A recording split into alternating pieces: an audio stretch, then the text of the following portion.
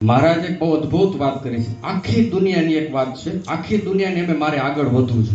કોઈને તમે પૂછજો રેન્ડમલી કે તને આગળ વધવું હોય તો હા પાડશે. તમે એને કહેજો આગળ નથી વધવું, નથી વધવું ને તો ના ના વધવું હોય, મારે આગળ વધવું એમ જ કહેશે. કોઈ પણ સાધુ સંન્યાસી ભાઈ બધેને આગળ વધવું છે. આમાંથી કોઈ એવો છે જેને આગળ ન વધવું હોય? બધાને વધવું છે ને. વચનામૃત તો બહુ રહસ્યની વાત કરી. મહારાજ કે આગળ બધાને વધવું છે, પણ એક પ્રોબ્લેમ છે, એ કાઢી નાખે તો બધા આગળ વધી જાય. શું એમ કે કોઈ આગળ વધે છે ને દેખી નથી અગાતું એટલે આગળ વધી અગાતું નથી. આટલું જ સોલ્યુશન કરવાનું. બીજા આગળ વધેરા એ આપણે જોઈ નથી શકતા એટલે આપણે આગળ વધી શકતા નથી.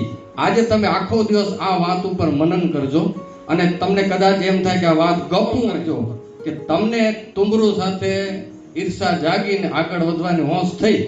તમે ઈર્ષા ન મૂક્યો તમારે કેટલો ટાઈમ વેસ્ટ થયો એને પૂછજો. વચનામૃતના સ્વામિનારાયણ ભગવાન બોલ્યા કે 7 મન્વંતર સુધીનો ટાઈમ વેસ્ટ થયો તો એવો ને એવો આજ પણ લાખો લોકોનો ટાઈમ વેસ્ટ થાય છે. શેના માટે? કોક આગળ વધેરા એમાં બળતરા કરવામાં ટાઈમ વેસ્ટ થાય છે. બધાનો એનર્જી વેસ્ટ થાય, પૈસા વેસ્ટ થાય છે અને પોતાની જબરજસ્ત તાકાત પડી બધી વેસ્ટ થાય છે.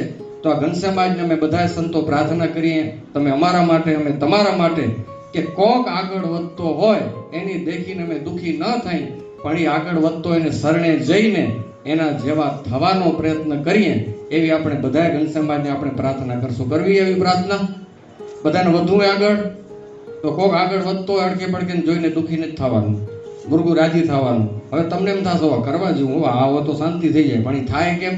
તો કેવા સાધુનો સમાગમ કરવો પડે કે જે બીજાને આગળ વધતા જોઈને દુખી ન થતા હોય. સાચા સંતને ગોતી એનો સમાગમ કરવો પડે. ખાલી આટલી વાત સાંભળીને થઈ નહીં જાય. આ બહુ મોટું લેસન કે 7 મન્વંતર કેમ બગડ્યા?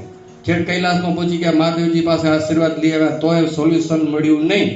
પણ જેનાથી આગળ વધવું તો એની પાસે જઈને બેઠા કે તમે શું કરો, મને શીખાડો ને. તુમરું હું તો કાંઈ કરતો જ નથી, મને કાંઈ આવડતું જ નથી, હું તો કાલા વાલા કરું, આવડે હું કે.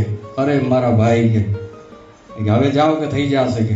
અને જ્યાં ગાવા ગયા દ્વારિકામાં તો ભગવાન રાજી થઈ ગયા અને વસ્ત્ર અલંકારો આપી દીધા. આટલું જ આપણે કરવાનું, કાંઈ કરવાનું નથી. ઈર્ષા મૂકી દેવાની છે. મૂકી દેશો આજે હમણાં? એટલું ઈઝી મુકાઈ જશે? હા, તો ધન્યવાદ બધાને.